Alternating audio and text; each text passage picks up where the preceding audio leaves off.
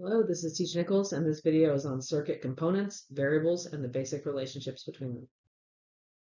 The video is broken into three parts. In the first part, we'll describe the circuit components or the pieces that go into building a physical circuit and how to draw them, sometimes called a schematic or a circuit diagram. Every circuit has to have an energy source.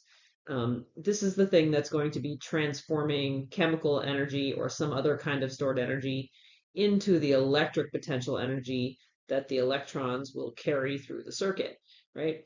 This is how we get the energy to do the interesting thing that you want to do or whatever your goal is when you plug something into a wall or a battery. Some examples of energy sources are batteries, sometimes called cells, wall outlets, or a charged capacitor can actually act as an energy source as well. Batteries and wall outlets are often drawn as shown in the schematic below. You'll notice that there are two different sized lines. The longer line represents the positive terminal of the battery, and the shorter line represents the negative terminal. Sometimes you'll see a little Greek E, it's an epsilon, next to the battery. That E represents what's called the electromotive force, which is not a force, of course, thank you, old physicists. It's actually the voltage or the maximum voltage characteristic of a battery. So you'll see in a problem something like they plugged a battery with EMF 1.5 volts into the circuit, and all that is just the voltage of the battery. Capacitors, which we've dealt with a little bit, but we'll use more in this unit, appear in a circuit diagram or a schematic as two equal length lines. And I think the reason they do that is because the positive and negative terminal in the battery depend on how, or on the capacitor, depend on how you hook it up, right? So either side can be the positive side depending on what the way you charge it. Every circuit needs to have a resistor, sometimes called the load of the circuit. This is the portion of the circuit that transforms that electric potential energy into something else useful. Some examples of resistors are light bulbs, toasters, um, any kind of electric motor, a buzzer, a dimmer. Sometimes in circuits, we just connect regular, plain old resistors whose job is just to kind of waste that energy. But the idea is there has to be some place for that energy provided by the power source to go in every circuit. A regular waste energy resistor is drawn as shown in the schematic below. Specific resistors like light bulbs and LED bulbs have slightly different schematics, although sometimes we'll just draw them all as resistors, and that's fine with me and fine on the AP class, but you should know that occasionally you'll see weird looking things in the wires, and they'll usually tell you what those weird things are, but they represent specific loads that we're interested in. One other thing that pops up occasionally is something known as a variable resistor, and that's basically a resistor with an arrow drawn across it.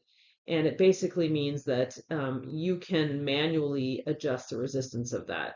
This is sometimes called a potentiometer. And you've used these in your life if you ever have used a dimmable light switch or a volume control on a radio, like anything that has kind of a manual dial that you can turn to get to change something is probably done using a variable resistor. Switches or buttons are included in circuits to either allow you to open, which means disconnect a wire, or close and connect a wire. This is really useful because we can use it to turn certain resistors on or off within our circuit. You'll draw a switch in a circuit schematic as sort of like an open door, so that represents obviously an open switch where the electrons cannot flow through. The reason switches are super important is because electrons are only going to move through closed or connected loops. Circuits, the word circuit comes from the word circle. So electrons will only flow, we only get electricity or electrical energy transfer when we have closed loops. In the schematic shown below, you'll notice that there are basically all the devices that we've talked about, and there are some closed loops in the circuit where the electrons will flow, and there's also a switch that is opening a gap in one of the wires, which would prevent the electrons from going through that pathway. So in this circuit diagram, 2 batteries, 3 bulbs, and 1 switch. Bulbs A and B are going to be on because they're part of a closed circuit, and bulb C is going to be off because there's no pathway through it. So hopefully you remember a little bit about circuits from your earlier physics class, but I do want to go a little bit deeper and talk about what's happening in a circuit kind of at the levels of the electrons. First thing, it's worth noting that the circuit is neutral. Everything in the circuit contains electrons and protons. Even though you say there's a positive side and a negative side of a battery, they still have the same number of those electrons and protons. And it's also important to note that electrons are not destroyed in a circuit. This is a common misconception from first-year physics students. They think electricity means using up electrons. But destroying an electron would both violate conservation of charge and violate conservation of mass. So however many electrons start in your circuit, we've got to keep them all in there or we're going to violate some of those important principles.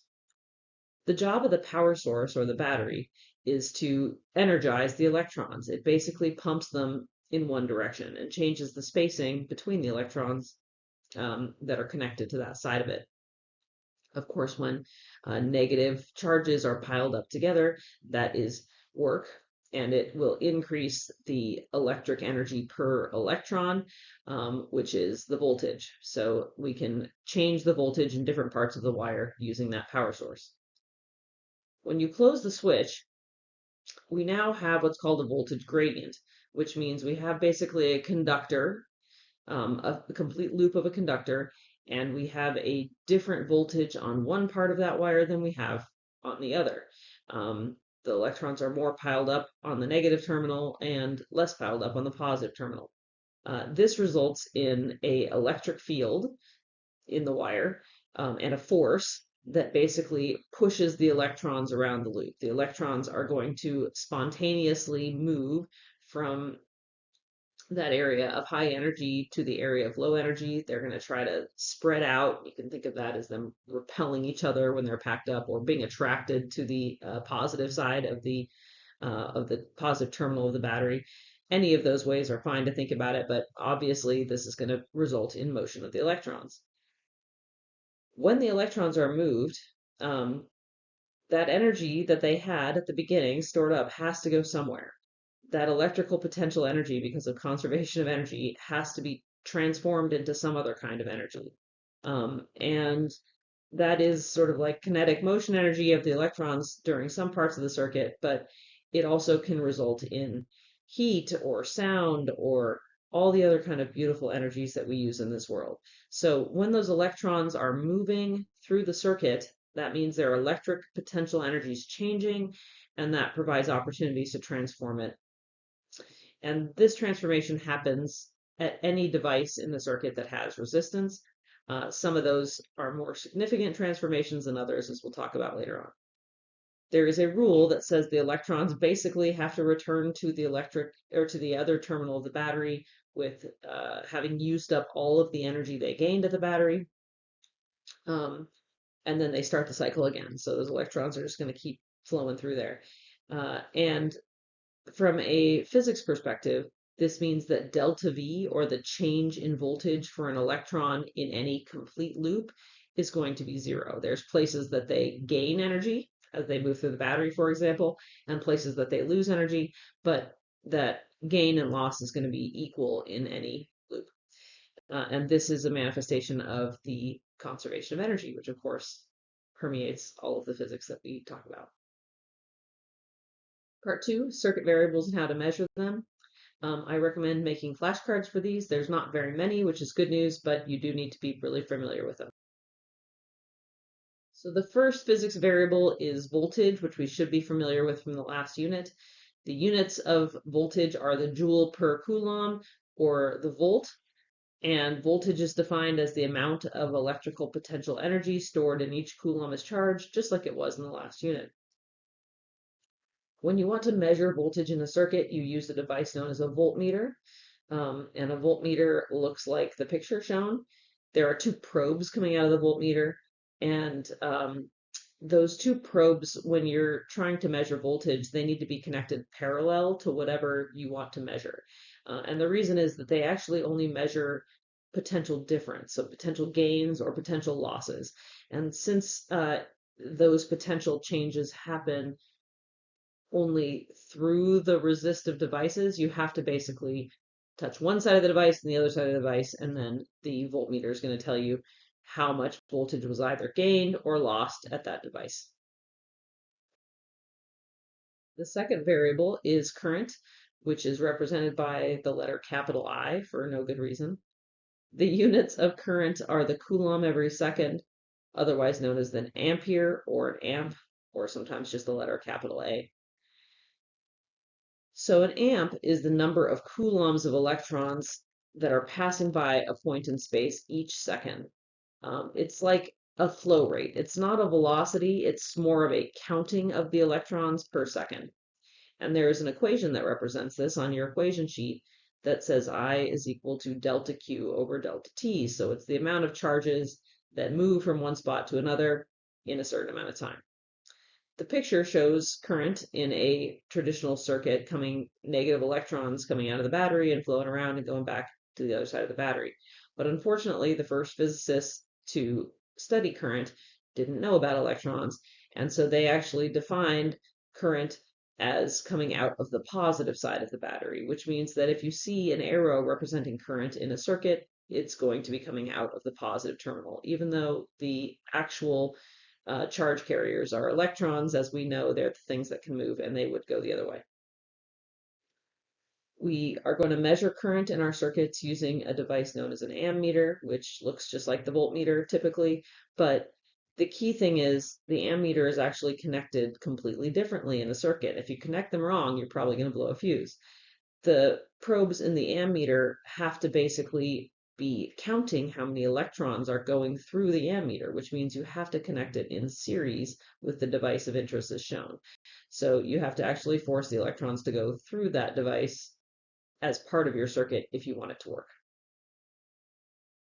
Third variable is resistance, which is a capital R. The units of resistance are some big, ugly derivative thing, but everybody just uses the ohm, which is represented by the Greek letter omega, which kind of looks like an upside down horseshoe. Resistance tells us how difficult it is for electrons to pass through a component or a portion of a circuit.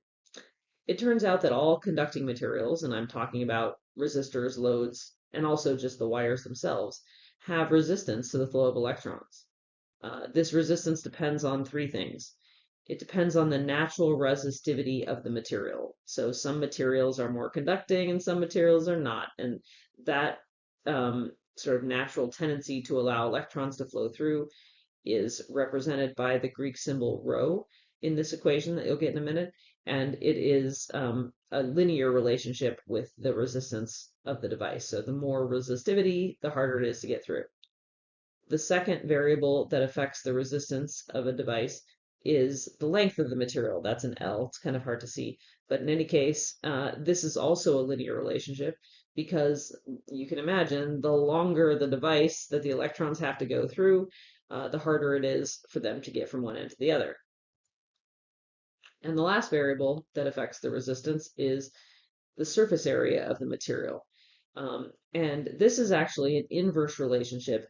You can think of it as how sort of many different paths the electrons could take, or how wide the hallway is as the electrons are moving through. And obviously, the wider the hallway, the easier it is for those electrons to get through.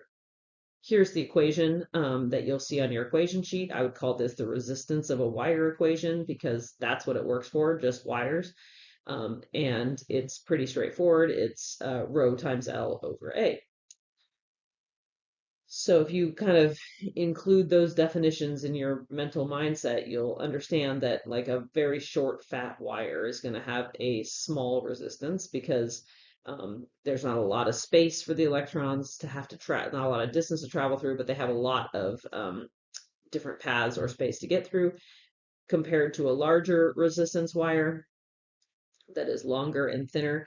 And that wire also has a larger resistivity. You can sort of see the electrons in that wire are packed in, or the atoms are packed in. There's going to be more kind of like obstacles to block the electrons as they're flowing. And so that would be a large resistance wire.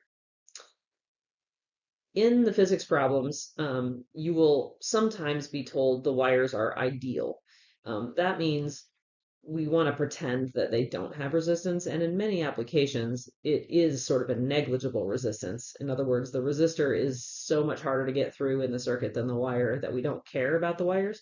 But there's other applications where they give you real wires, and a real wire does have actual resistance that can be measured according to the equation. So please be on the lookout for these terms, ideal and real, throughout this circuit, and be aware of what it means when a wire or other device that we're going to get to later on is described as ideal or not. Speaking of ideal devices, I wanted to circle back to ideal versus real batteries. Um, an ideal battery in a circuit has no resistance, and that means it doesn't use up any of the circuit's energy or heat up as the circuit is operating. Now, if you've ever actually used an electronic device, you know that real batteries don't actually behave this way. Real batteries have non-negligible resistance. This is called the internal resistance of a battery, and it's usually represented by a small r, although it's just a resistance, just like every other r.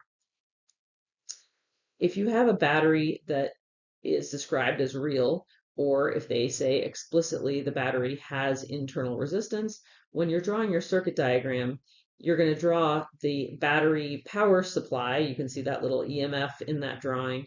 And you're going to draw a little internal resistor in series with the power supply in circuit diagrams as shown in the picture. When you have internal resistance, that just means that some of the energy of the battery is transformed into heat as the electrons pass through. And what that means is that the terminal voltage, which is the actual voltage you would measure on the two ends of the battery, is going to be less than the theoretical maximum energy the battery could provide, which is the EMF, because we've used energy before the electrons even make it out of the battery. So please be on the lookout for those two kinds of batteries. So in terms of circuit variables, I would say that the most important variable to really get a handle on from the perspective of most engineers and physicists is the power. Power is defined as a joule per second, and the more commonly used units are watts, which you may have seen before on light bulbs. In words, this is the energy that is being transformed every second. And anytime you see that delta energy, you know we're talking about work. There's an equation in the mechanics portion of your equation sheet, actually, that defines power this way. It's work per time, or delta energy per time. The reason that we care about this from an engineering perspective is that basically tells me how bright the bulb is going to be or how loud the radio is going to be. It's how much energy is coming out of that resistor every second. And usually the goal is to transform a specific amount of energy in our devices. So power is super important, and you should be familiar with this definition in terms of work. Right, part 3 of the slideshow is the variable relationships and the guiding equations. In a circuit, some of the variables are generally more independent or controllable by the person building the circuit, and some of the variables are, generally speaking, dependent on the others. Voltage and resistance I tend to think of as the independent variables. Their values depend on the hardware of the circuit. If you want to change the voltage, you change the number of batteries or the power sources. If you want to change the resistance, you change the resistors or the wires. And changing one of those does not necessarily change the other, right? Adding more batteries will increase the voltage, but it won't necessarily affect the resistance. And adding more wire doesn't change, obviously, the power of the voltage of the battery. So those are independent from each other. The other two circuit variables, current and power, are the dependent variables. The values of those are going to depend on the overall voltage and the resistance of the circuit, and also the way the circuit is connected. So moving forward in this unit, we're going to be talking a lot about how we connect circuits and how we can use those connections to control the dependent variables as well.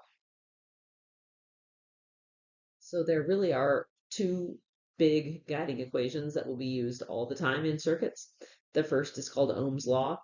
And Ohm's law tells us that the higher the potential difference or the higher the voltage, the higher the current. It's a linear relationship. You can think about this as, the harder the push is, the more packed together those electrons are. Obviously, the greater the force is, and the more electrons are going to be moving through every second. The other relationship represented in Ohm's law is that the higher the resistance, the lower the current. Resistance acts opposite from the direction of motion, it acts to slow things down, and so it's going to decrease the number of charges that can move through a path. So Ohm's law, I equals delta V over R, shows those two mathematical relationships. I want to pause for a second to talk about ideal versus real resistors. The resistors themselves, this is the loads or the light bulbs, the radios, the interesting things in the circuit,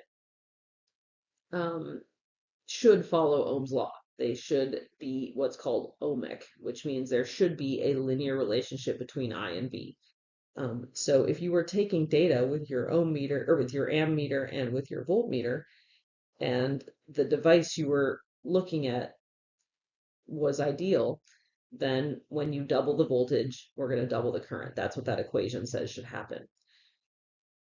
If you graphed this and linearized it to figure out the significance of the slope of this particular graph, you'd find the slope is equal to 1 over R. So you can learn about the resistance of the device based on the slope of a current versus voltage graph.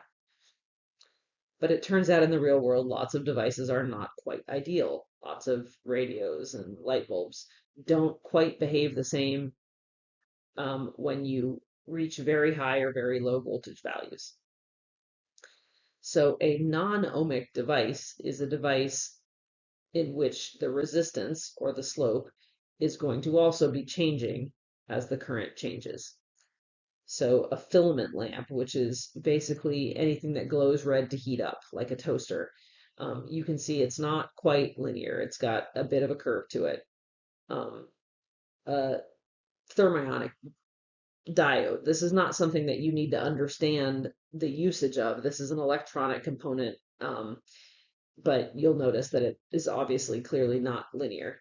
And a thermistor, which is a device designed to specifically detect temperature, also is non-ohmic. So you don't need to know those curves down below, but you do need to know that if the graph is a curve, it would be a non-ohmic, which is a real sort of resistor situation. The second equation I call the power equation. I'm not sure it has a word, or I guess electrical power equation would be a good one because we kind of learned the power definition earlier. But in any case, if you think about how would you increase the amount of energy being transformed every second in a circuit, what could you change since we only have control over the voltage and the resistance if we wanted to do this?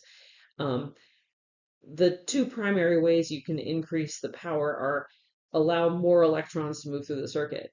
So if more electrons are moving through the resistor, obviously there's going to be more energy transformed at that resistor. There's a linear relationship between current and power. And the second relationship that matters is the amount of energy each electron has, which is the voltage. Obviously, if each electron contains more energy, it has more energy it has to use before it gets back to the battery, more energy is going to be transformed in each resistor that it passes through. So there is also a linear relationship between. So the power equation for circuits, or specifically for electrical power, is created out of the linear relationships between power and current, and also power and voltage. So it's a pretty straightforward equation. P is equal to I times V.